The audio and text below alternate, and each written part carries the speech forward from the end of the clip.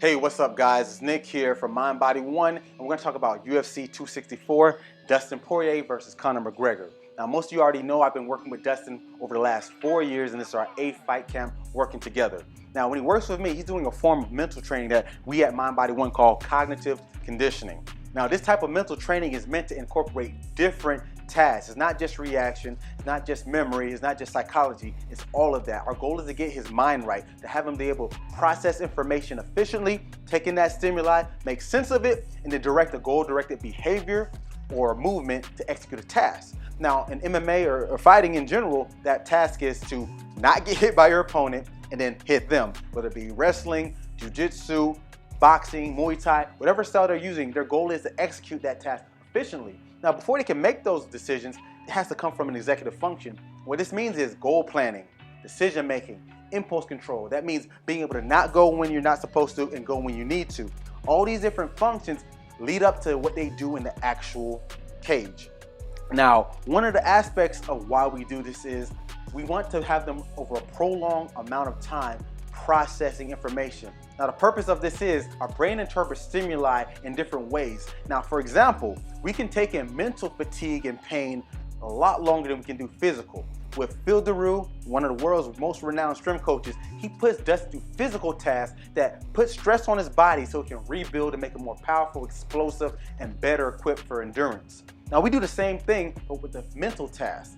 Now, the difference is you can only go so far with the physical. Now, with the mental, I can put him over repetitious durations of stress mentally that won't wear and tear his body and break him down. Granted, it can make you fatigued and tired in the mind, but you can do it a lot more times and get more effect and adaptation.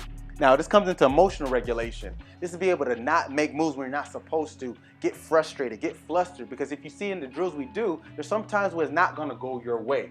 And that's great. We don't always want a perfect score. There's times when you just want to walk away from the task, and we get this out during this. So we practice this lack of efficiency because your brain interprets it that way, but when it gets repetitious, you get better. It gets used to doing that inefficiency. So therefore, you adapt to that stress in itself.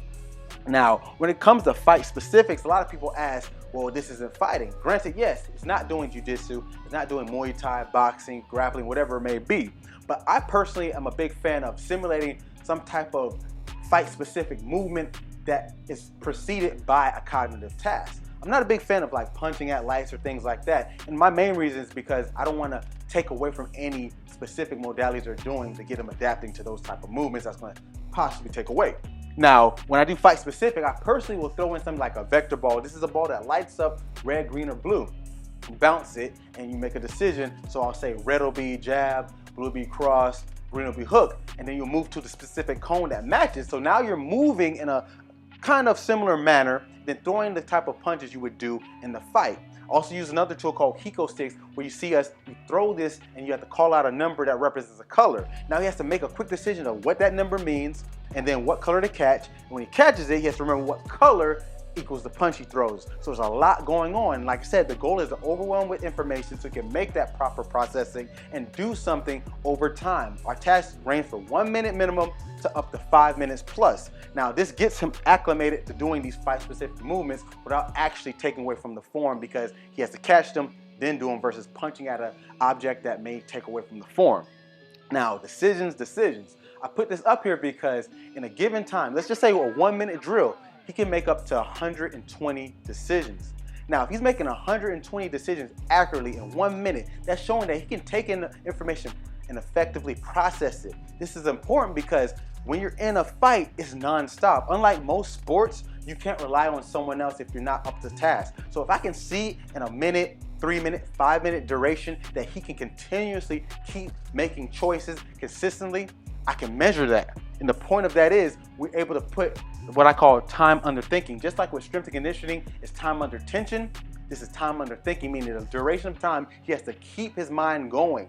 And it gets very monotonous. These tasks are not always fun. Sometimes you see them on Instagram and they look very fun to do, but most of the time you're in your head non-stop. And when he's in a fight, he's always in his head trying to anticipate, timing, react, make decisions, not make decisions, impulse control, things of that nature. So you've got to be mindful for the whole time you're doing these things.